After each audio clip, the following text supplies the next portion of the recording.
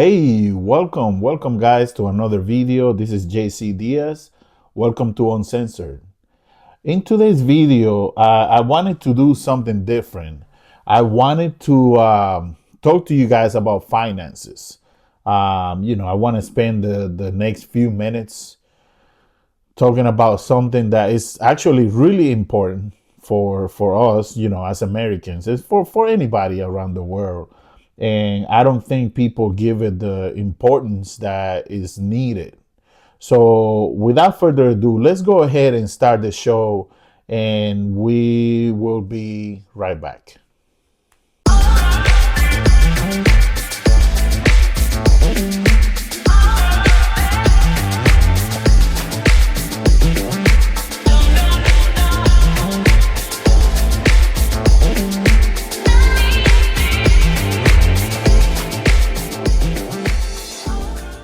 And we are back with you guys. All right, so let's get straight into it. Let's get right to it.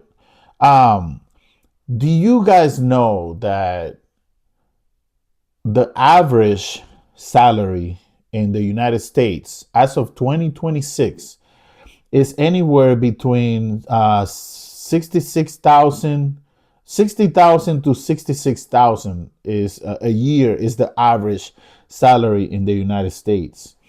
But do you also know that 53 to 60% of the American people do not have a $1,000 emergency fund saved in case something happens? Like, let's say, I don't know, you blow a tire in your car.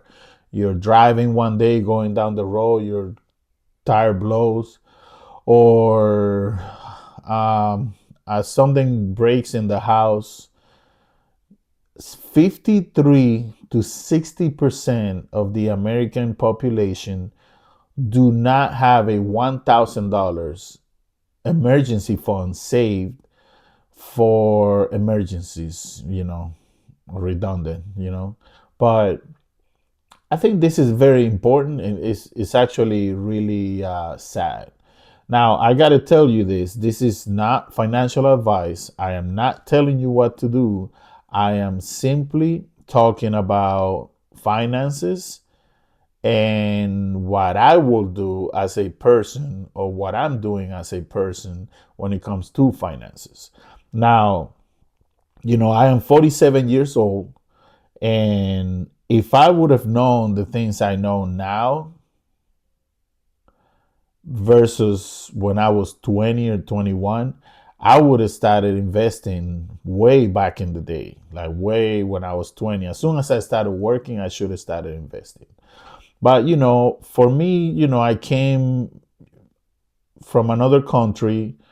I wasn't financially educated about that, about finances, because in school they really don't teach you anything about finances. They teach you, stuff that's good enough to become an employee and become part of the system, which is, a system that keeps us attached to our jobs just so we can barely survive, and we have to spend all the money. The system is designed to keep us poor. That's what the system is. And I'm not saying they don't put a bullet to your head and say, hey, you have to go spend this money, but they show you so many options that you go and do it. And the first thing a person should do, especially once you get a job, right? You get a job. It doesn't matter what the age is. And I'm going to talk about that later. But the first thing a person should do once you get a job is put away a certain percentage and build an emergency fund of $1,000. It doesn't matter how long it takes you. Let's say that you start working at $14 an hour.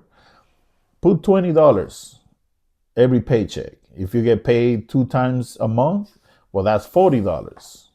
If you, as long as you can afford it, but try to make that sacrifice. Put $40 a month. If you only can do 20, $40, if you can do 50, perfect, even better. If you can do 100, even better. But if you can do only five, then only do five. The point is you have to get yourself used to and build a habit of saving, because many of us have the bad habit of not saving for an emergency fund. And sometimes stuff happens in life and you will need that emergency fund. And what we do is we don't have that emergency fund. So we end up using our credit cards. And what happens after that is our credit cards, once you swipe that credit card, you are now paying 35% interest on that transaction. You're paying 29%, sometimes 40%, and you end up paying double, triple for that transaction every time you use that credit card. So the first thing a person should do, I'm not telling you what to do, I'm saying a person that the first thing they should do is build yourself an emergency fund, right? $1,000. I don't care how long it takes you, even if it takes you a year. Build that $1,000. First, it will give you will be creating a good habit of saving money, no matter how long it takes. It also gives you it's like an incentive to continue to save. You feel better every time you look at that bank account, and today you might have $20, and next paycheck now you have 40. Now you look at it, you start feeling a little bit more confident and saying, wow, I have $40 put aside. So if something happens, at least I have that $40. Before, you had zero. Now the next time, every time you deposit more and deposit more until you get to your $1,000. Once you get to those $1,000, I promise you, you will feel a load come off your shoulders. It will give you, even $1,000 is not a lot of money, but it actually gives you a feeling of peacefulness, because you know that anything breaks, anything happens under $1,000, you got it covered because you have that $1,000 saved. Now, obviously, you want to keep building that, but we'll get to that part after. The first thing you want to do is build yourself a $1,000 emergency. It doesn't matter how long it takes you. Now, once you build that, don't save any more on that. If you have any credit card, I want you to pay it off. And there's a couple methods you can do it. If you can afford to pay it all at once, absolutely go pay it all at once. But if you cannot afford to pay it all at once, you can use the avalanche method, right? Which is you start with the one that you owe the least, and once you pay that one off first, whatever you were paying for the minimum, right, add it to the second one that you want to pay, and continue to pay that one until you pay it off, and so on and so on. So first of all, build a $1,000 emergency fund. Second step is pay off your credit cards. Like, be aggressive with that. Every time the longer you continue to pay minimum on the credit card, the more interest you're gonna pay, and it will take you years to get out of that debt. So I want you to pay off your credit cards, like, aggressively. Save the $1,000 and then pay off your credit cards. Now that's two things. You have that $1,000 saved right there for an emergency. Now you paid off your credit cards. Even if it takes you 3 years, pay it off. Pay it off, pay it off, pay it off. Now you paid off that. Now I want you to focus on investing your money, right? You are going to there's 3 ETFs, right? ETFs is, you know how you can buy stocks, right? You can buy stocks by by a by itself. It's a, like a company, for example, Apple. That's a stock, and you can go and buy shares of that stock, right? Well, in ETFs, it's a group of stocks, which gives you a more diverse investment option. So instead of you only investing in one company, you will be investing in many companies at the same time. And there are 1,000 different, ETFs. The ones I use, I'm gonna tell you the ones I invest in is I have three different ETFs. One is VOO, which is the 500 biggest companies in the United States. VOO. I invest in SCHD. They are more focused on paying you a dividend just for holding their ETF. So every time you buy, the more ETFs you buy for ACHD, well, they pay you a certain amount just for holding it. You don't even have to sell it. Just hold it and just let it sit there and keep buying more and buying more. And the other one I use is ACHG, which is a growth ETF. But it could go down more, but it could also go up more. So the average on these ETFs is about VOO is about 14%. Uh, yeah, about 12%. SCHD, the last 10 years, has been about 12%. And SCHG is about 14%, something like that. Obviously, it varies. Any investment has risk of losing, you got to be aware of that. But what I want you to do is once you build your $1,000 emergency fund, and you pay off your credit cards, now I want you to do this. Get you three ETFs, like I just mentioned, and the payments you were making to your credit cards, as long as you can afford it, right? Those payments you were making to your credit cards, I want you to do this. 50%. So let's say that you have, I don't know, $100 a month. I want you to do 50% of that, put it on that emergency fund. Continue to build that emergency fund. And 50% of that, put it on investments. I know that it doesn't sound like a lot, but eventually over time, let's say that you start at 20 years old investing and doing those steps that I told you. By the time you are 45 or 50, obviously this is given the fact that once you start getting older, you gain more experience, you will get a better job, you will get a pay raise, and you will invest more and more and more. Well, you could end up at 45 or 50 already being a millionaire if you start at like 20, 21.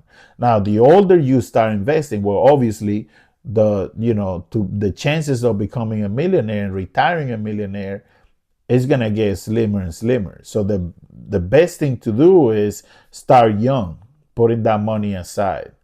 And I want you to, that emergency fund, eventually build it into a year of expenses. So let's say that you sit down, you calculate your expenses. Let's say that you spend $2,000 a month. This is just an example. You spend $2,000 a month in all your expenses for you to be covered, right?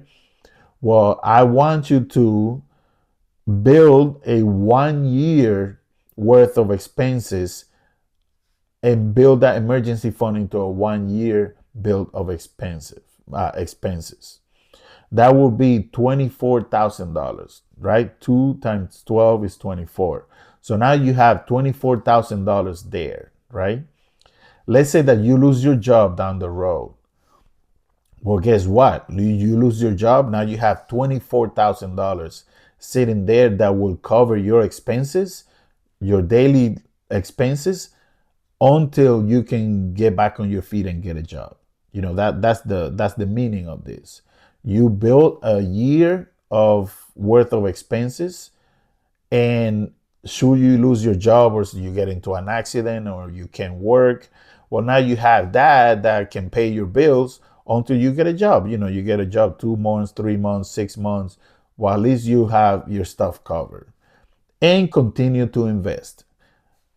Think about the investment as a long-term investment. Don't think that you will become a millionaire in 2 years.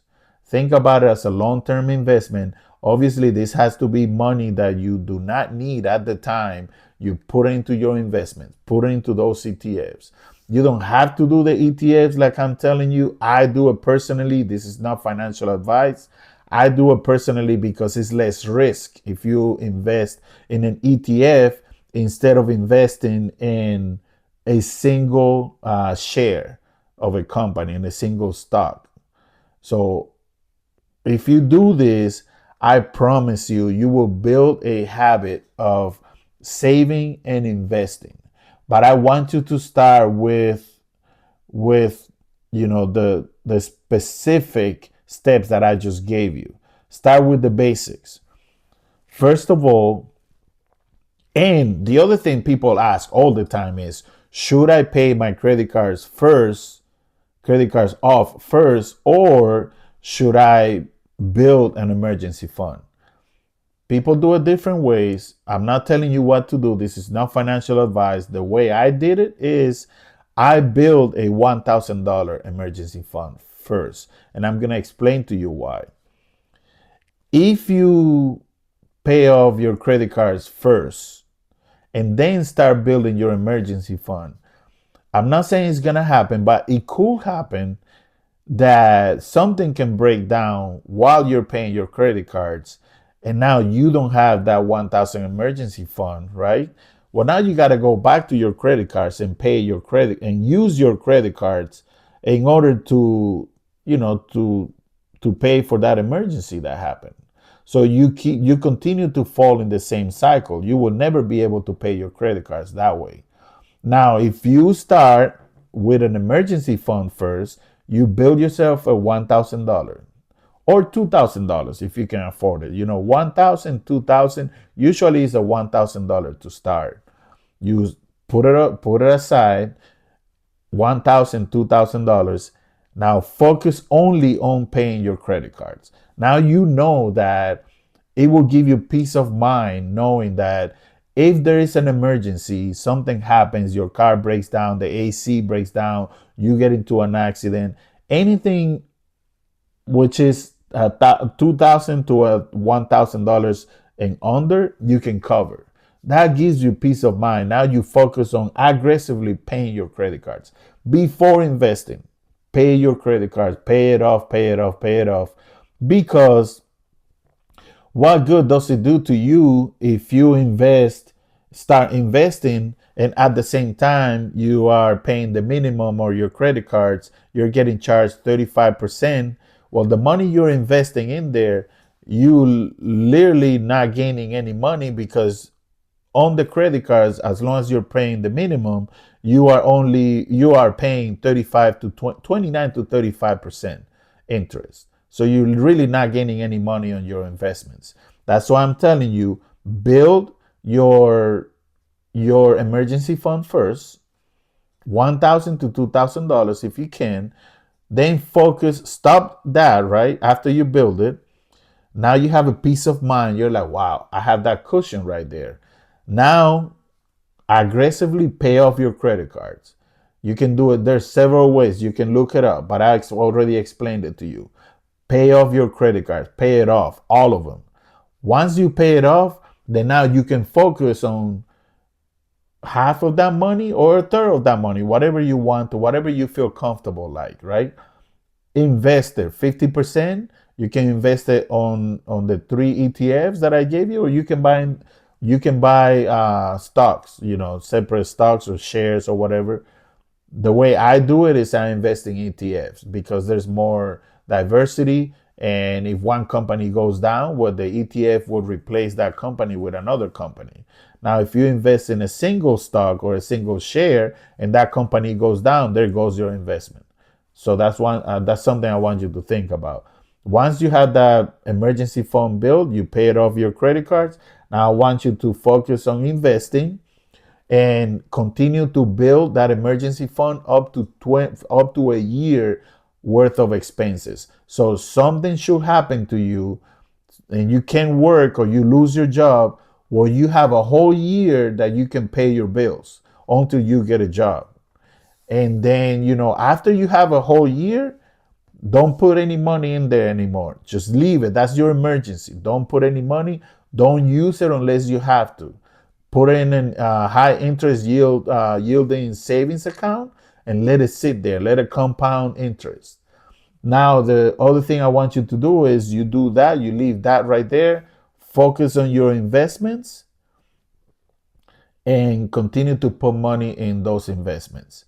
The younger you start doing this, the better it is because compounding interest on those investments will eventually, I promise you, if you start at your 20s, the younger you start, the less money you have to invest in order to become a millionaire. At the age of 65, if you started at 20 and you start with $100, at the age of 65, you will have well over $1 million. So, this doesn't mean that if you're older and you still haven't started doing this, that you cannot, but you can. It doesn't matter how old you are. Obviously, you are not going to have the same results if you start saving at your 50s the same way that someone who will start saving or investing at their 20s. They're going to have, they're going to make more money. It's just the way it is. But that doesn't mean that you cannot make good money if you start at your 50s or your 40s and start investing in savings. As long as you do it the way I told you, I think you can do it. And I think that eventually, if I would have known the stuff I know now, I would have started saving and investing in my 20s. I've always been a good saver. I've always been a person that doesn't spend a lot of money, but I didn't have the financial education. And the way I've learned it is you can watch YouTube videos. There's so many people out there that will tell you, how to start and what steps to take, just like I explained to you. Now, again, this is not financial advice. I'm just telling you what I do or what, a regular person should do in order to start being financially responsible and financially building good habits so you can have a great future, whether you retire at 65 or whether you retire at 50, at least you have a good cushion saved for your retirement. I hope you guys like this video. This is JC Diaz with JC Diaz Uncensored. I'll see you guys on the next video, and I hope everybody has a great weekend. Thank you. Bye.